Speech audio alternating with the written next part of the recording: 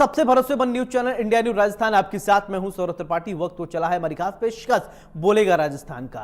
देश को आजाद हुए 77 साल बीत चुके हैं, लेकिन आज भी देश में दहेज प्रथा एक अभिशाप के रूप में सामने आ रही है, जिसके चलते न जाने कितनी महिलाओं को प्रताड़ना का सामना करना पड़ रहा है। अगर बात राजस्थान की करें तो राजस्थान में भी दहेज प्रथा लगातार अपने पैर पसार रही है, लेकिन इन सबके बीच सवाल ये उठता है कि दहेज के दानों का अंत कब होगा, आखिर लोगों की सोच कब बदलेगी। आज का हमारा बोलेगा राजस्थान इसी मुद्दे पर केंद्रित है। सबसे पहले हम आपको अजमेर लेकर चलते हैं, जहां हमारे संवाददाता जावेद खान ने लोगों से बातचीत की है। लोगों का क्या कुछ कहना है, रिपोर्ट देखिए।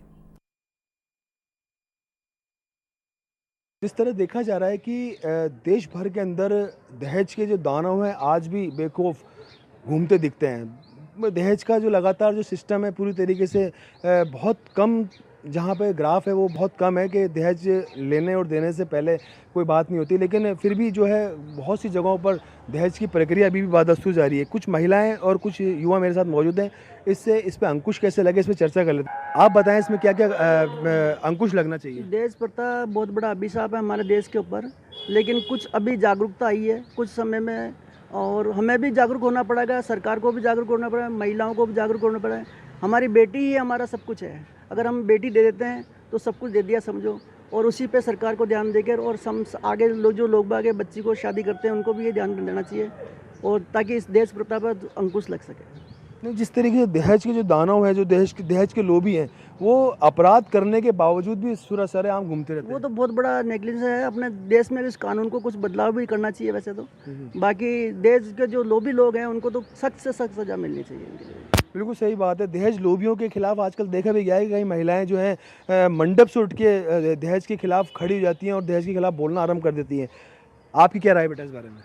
सीधी सीधी बात तो ये है कि लड़कियों में एजुकेशन की कमी है, और उनकी शादी अगर हो भी जाती है तो उसके बावजूद भी वो उसी सेक्टर में रहना पसंद करती है कि मतलब घर के अंदर ही रहना है, यही काम है, यही करना है, यही चीज़ें वो आगे भी लेके जाती है। आगे अपनी पीढ़ियों को भी वही समझाएंगी। उससे अच्छा यही है कि आगे एजुकेशन दो अपनी पीढ़ी को, और वो अपने आगे और दहेज के खिलाफ कार्रवाई कर सके, देख सके। देखिए, बहुत अच्छी बात कही है उन्होंने कि एजुकेशन, वास्तव में एजुकेशन की कमी है, शिक्षा की बहुत कमी है। अगर छात्राओं को बराबर शिक्षा मिलती रहेगी तो वो आने वाले समय के अंदर लड़कों से ये इस तरीके से कदम मिला के चलेगी तो शायद दहेज की प्रथा खत्म हो। संगठनों को भी इसके अंदर तत्परता से और बहुत मेहनत से काम करना चाहिए। किसी न किसी तरीके से अगर सामाजिक संगठन भी अगर आगे रहे तो इस पर अंकुश लग सकता है। और जिस तरीके देखा जा रहा है कि आज के इस युग में पूरी तरीके से लड़की और लड़के दोनों कदम से कदम मिला के चल रहे हैं। देश भर के अंदर देश को आगे बढ़ाने में महिलाओं का भी बराबर का सहयोग है। फिर इस तरीके की दहेज की प्रथा आखिर क्यों, इस पर अंकुश लगना बहुत ज़्यादा ज़रूरी है, जिसके लिए खास बात है कि महिलाओं को जागरूक होना और पढ़ना बहुत ज़्यादा ज़रूरी है। अनुपम जैन के साथ जावेद खान। अब आपको घरसाना लेकर चलते हैं, जहां पर इंडिया न्यूज संवाददाता विकास पारिक ने लोगों से बातचीत की। लोगों क्या कुछ कहना, चलिए सुनवाते हैं। नमस्कार, आप देख रहे हैं इंडिया न्यूज राजस्थान और मैं हूं आपके साथ विकास पारिक। हमारा विशेष कार्यक्रम बोलेगा राजस्थान। दहेज के दानव का अंत कब, आखिरकार कब तक दहेज को लेकर बेटियों की बलि चढ़ेगी। कानून सख्त है फिर भी लगातार केस बढ़ रहे हैं, आखिर ऐसा क्यों? इन्हीं मुद्दों पे चर्चा के लिए आज हम मौजूद हैं अनूपगढ़ जिले के नई मंडी घरसाना आदर्श विद्या मंदिर, और हम तमाम इन मुद्दों पे चर्चा करेंगे। हमारे साथ स्थानीय लोगों के साथ साथ अध्यापक और अध्यापिकाएं जो हैं वो मौके पर मौजूद हैं। हाँ जी सर, दहेज के दानव का अंत जो है वो कब होगा? दहेज प्रथा भारतीय समाज की एक महत्वपूर्ण बुराई है जो निरंतर बढ़ती जा रही है। इसके कारण से कन्याएं निरंतर बलि चढ़ती जा रही हैं। इसे हमें मिटाने के लिए जन जागरूकता लाना होगा और समाज को आगे आना पड़ेगा। प्रत्येक व्यक्ति को तभी समस्या को मिटा सकते हैं। अगर हम इसको नहीं मिटाने का प्रयत्न करेंगे तो हमारा समाज पिछड़ेपन का शिकार हो जाएगा। आए दिन कन्याओं की इसी तरीके से बलि चढ़ती रहेगी। तो इसीलिए हमें इसके लिए मूक दर्शन नहीं होना है, हमें निरंतर समाज को सचेत करना है, तभी इस बुराई को मिटा सकते हैं। क्योंकि कन्या को आजकल विवाह धन बल पर होने लग गया है। ये हमारी सनातन परंपरा में नहीं था और इसको कुछ लोगों ने ऐसे इसको जोड़ करके बना दिया है। अगर हम इसको मिटाने का प्रयत्न करेंगे और तभी हमारा समाज सशक्त हो सकेगा। इस बिल्कुल दहेज को मिटाने के लिए जो आमजन है, जनता है, उसको जागरूक होना पड़ेगा। हाँ जी सर, दहेज के लिए कब तक बेटियों की हत्याएं होगी, कब तक उनकी बलि चढ़ाई जाएगी? जैसे अभी सर जी ने बताया, एक बहुत बड़ी कुप्रथा है ये, और इसको मिटाने के लिए सबसे पहले जन जागृति गुरुजी ने जैसे कहा फैलानी पड़ेगी। सबसे बड़ा इसमें रोल रहेगा जो समाज के कर्णधार है, अगवा व्यक्ति जो होते हैं, उनको बैठ के इस विषय पे चर्चा करनी होगी। जहां भी अपने अपने समाज के कर्णधार लोग हैं वो एक दूसरे से समझाइश बिठा के, कुछ रिश्ते आजकल ऐसे होने लग गए हैं नौकरियों के चक्कर में, पैसों के चक्कर में, जो अपने रिश्तों को बराबरी का नहीं देखते, और उस लालच में जो सामने वाला है वो इस लालच में रहता है भी जो मेरे पीछे आए वो दहेज प्रथा दहेज लेके आए। तो मैं तो यही कहूंगा, कानून बहुत सख्त है, कानून में बातें जाती है, लेकिन उसके पक्ष की जो बातें हैं वो कानून उसको नहीं देखता। तो सबसे पहले जागरूकता, और उसके बाद जो समाज के कर्णधार है उनसे भी मेरा यही निवेदन रहेगा भी जो भी समाज में बैठे हैं, समाज में इस कुरीति को भगाने के लिए ऐसे कोई नियम बनाए जाए, ऐसे कोई बातें बनाई जाए जिससे कि इस कुप्रथा को जल्दी से जल्दी समाप्त किया जाए। बेटियों को अपने लक्ष्मी कहते हैं और उस लक्ष्मी को धन के लिए मारना बहुत बड़ी कुरीति है। तो इसको मिटाने के लिए जागरूकता बहुत आवश्यक है, और जो समाज के कर्णधार है उनको बैठ के इस पर विचार जरूर करना चाहिए। बिल्कुल, समाज के जो अगुआ लोग हैं, इस मुहिम के खिलाफ, इस टॉपिक के खिलाफ उनको जागरूक होना पड़ेगा, जनता को जागरूक करना पड़ेगा। सर, लगातार दहेज प्रथा और दहेज प्रथा के साथ बेटियों की बलि दी जाती है, लेकिन कानून तो काफी सख्त है और बेटियों को कहीं ना कहीं सौभाग्यशाली माना जाता है, फिर भी लगातार केस बढ़ रहे हैं। क्या कहेंगे इसको लेकर? धन्यवाद विकास जी, आपने ये जो टॉपिक छेड़ा है ना, बहुत बढ़िया छेड़ा है, क्योंकि अपने जागरूकता की कमी है। आजकल जो भी सिस्टम चल रहा है ना कि मेरा बेटा नौकरी लग गया तो मेरे को अच्छा दहेज चाहिए, लड़की टीचर लगी हो, अगर टीचर लगा है तो डॉक्टर है तो डॉक्टर चाहिए। पहले तो माँ बाप बेटी पे खर्च करता है पढ़ाई पे, उसके बाद उसको बहुत ज्यादा दहेज देना पड़ता है। आजकल बड़ी बड़ी गाड़ियों की डिमांड रहती है कि मेरे तो इतने बीघे जमीन आती है, और जमीन अगले ने लेके थोड़ी जानी होती है, जमीन तो उसके पास ही रहेगी ना। ये अपने को जागरूकता, समाज सेवा को, सभी को, जितने जो समाज सेविक लोग हैं इनको ऐसे अपने गांव में, शहरों में ये टॉपिक को रखना चाहिए। जैसे कोई अपनी बात करता है दहेज की जहाँ हो रहा है तो उसको लानते देनी चाहिए, इस वजह से वो टलेगा सबसे ज्यादा। और स्कूलों के अंदर जो बच्चों को शिक्षा देनी है ये बहुत बड़ी जरूरी है कि उनको पहले यहाँ से ही तैयार किया जाए कि मैंने दहेज नहीं लेना। सर, दहेज लेने वालों के मानसिकता ऐसी क्या हो जाती है कि अचानक सोचते हैं कि हम विवाह तब करेंगे जब हमें दहेज मिलेगा, और उसके बाद ना मिलता है उस समय वो बेटी को मारा जाता है, पीटा जाता है और उसकी बलि चढ़ा दी जाती है। ऐसा क्यों? ऐसा इसीलिए होता है कि दहेज के लालच में लोग ज्यादा आते हैं।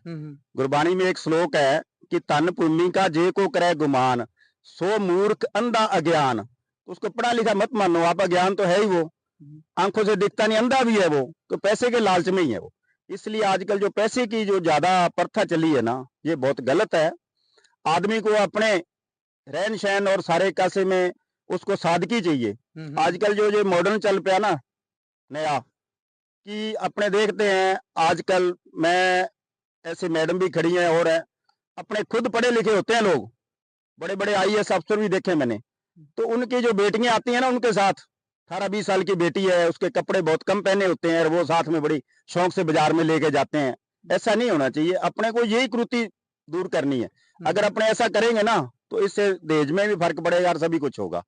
मेरे देखने के अंदर, मेरा एक दोस्त होता था, मेरे से थोड़ा सा आगे पढ़ा था, गंगानगर था वो, पीएनबी बैंक में लगा बाद में, उसका फादर एएसआई था। तो जैसे ही कोई रिश्ते वाला आया ना घर पे, कहा जी मैं मुंडे नू पढ़ाया बहुत है, मैंने बैंक च नौकरी लवाया है, इतने वो बेटा आ गया ऊपर। वो का मेरा सौदा कर रहा है क्या? अपने बाप को ये बात कही उसने। त्रिलोक सिंह उसका नाम था, आज पीएनबी बैंक से रिटायर हो गया वो। क्या मेरा सौदा कर रहा है क्या तू?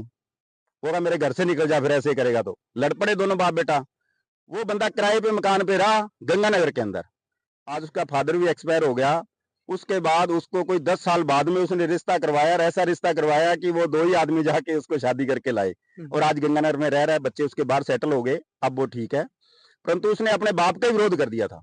इसलिए बच्चे जो अगर अपने पढ़ाएंगे ना छोटी उम्र में, उनको ये सिखाएंगे कि ये बहुत बड़ा पाप है अगर आप किसी से दहेज लेते हो और किसी की बच्ची को तंग करते हो, बहुत बड़ा ये अभिशाप है अपने के लिए।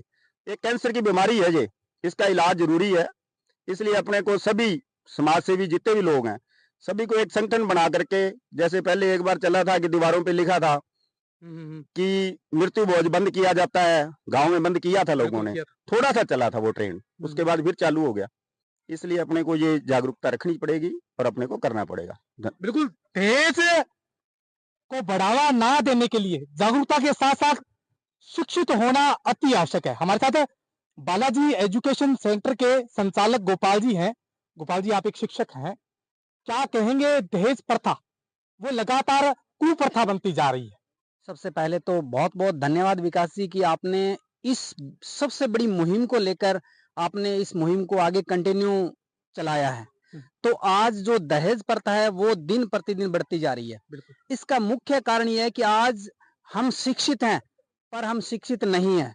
क्योंकि आज अगर किसी का बेटा अगर जॉब लगता है गवर्नमेंट, तो उनकी एक ही डिमांड होती है कि हमारे बेटे को वहीं रिश्ता करेंगे जहां गाड़ी वाला गाड़ी देगा। बिल्कुल। तो ये चीजें अगर शिक्षित, वो शिक्षित नहीं है, वो अभी तक अनपढ़ है, उसको ये पता नहीं है कि एक जो बाप है अपनी बेटी को अगर दूसरे घर में विदा करता है तो वो कैसे करता है और किस सिचुएशन में करता है। अगर वो डिमांड पढ़ा लिखा एक नौकरी लगा हुआ व्यक्ति गाड़ी की डिमांड करता है तो वो यानी कि पढ़ लिया पर उसको अभी तक नॉलेज नहीं है घर गृहस्थी का, दुनियादारी का। तो सबसे पहले मैं उन सभी जो पेरेंट्स हैं जो इस चीज की डिमांड करते हैं कि उनका बेटा लग गया, उनको ये चाहिए वो चाहिए, तो उन सभी से रिक्वेस्ट करना चाहेंगे कि वो अपनी सोच को बदलें। अगर वो सोच को बदलेंगे तो पूरा सिस्टम बदल सकता है। तो उनको यही है कि अपने, और दूसरा पेरेंट्स को ये कहना चाहूंगा कि जो पेरेंट्स है वो अपने बच्चों को अच्छा पढ़ा लिखा कर अच्छा कामयाब बनाएं और दहेज प्रथा से थोड़ा दूर रखें। बिल्कुल है, दहेज प्रथा से दूर रखें, कामयाब जरूर बनाए, लेकिन इस कुप्रथा का अंत करने के लिए हमें आगे भी आना होगा। हमारे साथ आदर्श विद्या मंदिर स्कूल की अध्यापिका जो है वो मौजूद है। मैडम, क्या कहेंगे? दहेज प्रथा जो है वो लगातार बढ़ रही है और बेटियों का कहीं ना कहीं अंत हो रहा है, क्या कहेंगे इसको लेकर? सर, पहले तो मैं आपका धन्यवाद करता हूँ जो हमारा समाज है जो बेटियों के लिए इतना मतलब अभी जो आपने लहर चलाई है, जिससे अपने ये बैकवर्ड है अपने सोच के लोग है जो उनको थोड़ा सूझ मिलेगी। ये जब उनको पता चलेगा भी ये एक बुराई है।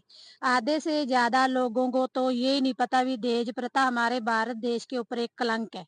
वो इसको परंपरा मानते हैं क्योंकि पहले लड़की को जो माँ बाप देता था ना, कुछ मुडलियां लोड़ा वास्ते चीजा दे देंगे सी माँ बाप।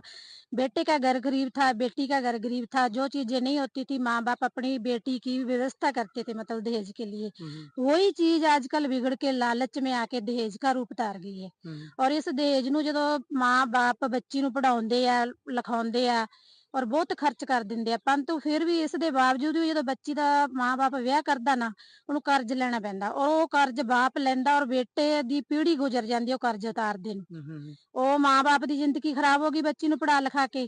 ਅੱਗੇ ਬੇਟੀ ਨੂੰ ਜੇ ਘੱਟ ਦਾਜ ਦਿੱਤਾ ਜਾਂਦਾ, ਇਸ ਦੇ ਵਿਰੁੱਧ ਘਰੇ ਤਾਨੇ ਮਾਰੇ ਜਾਂਦੇ ਆ। ਔਰਤ ਹੀ ਔਰਤ ਦੀ ਦੁਸ਼ਮਣ ਆ ਸਭ ਤੋਂ ਵੱਡੀ। ਜੋ ਦਹੇਜ ਦੇ ਵਿੱਚ ਹੈ ਨਾ, ਜੈਂਟਸ ਦਾ ਰੋਲ ਬਿਲकुल भी नहीं है इसमें। औरत ही औरत दा दुश्मन है, चाहे वो जुठानी दे रूप च है, चाहे वो ननान दे रूप च है, चाहे वो सस दे रूप च है, चाहे वो किसी भी रूप विच औरत हैगी। दहेज दे लई ताने मेने हुंदे आ, डेली घरे लड़ाई कलेश हुंदे आ और नौजवान चाहुंदे होए भी इसनूं कई बार सुसाइड कर लेंदे, अपने माँ बाप दे अगे हार जांदे और बेटी बगानी दी बाहर नहीं करा पाउंदे। और उसका ससुराल वाला घर भी बेटी का बर्बाद हो गया और मायके वाला दहेज देने से हो गया बर्बाद। और इसका रीजन क्या है? ये जो दहेज प्रथा है ना, इन्हू खत्म कर ਲਈ ਨੌਜਵਾਨਾਂ ਨੂੰ ਹੀ ਅੱਗੇ ਆਉਣਾ ਪਊਗਾ।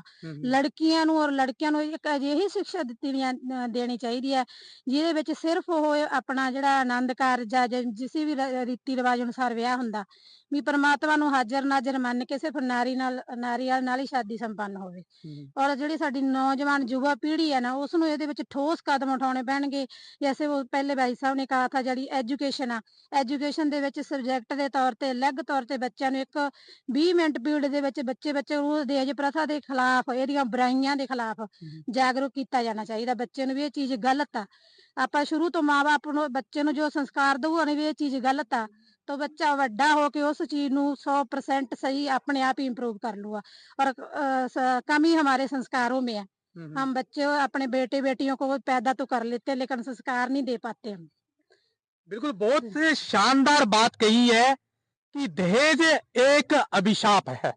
इसमें नौजवान को आगे आना पड़ेगा और शिक्षा के क्षेत्र में दहेज प्रथा को दूर करने के लिए एक टॉपिक जो है वो सरकार को डिसाइड कर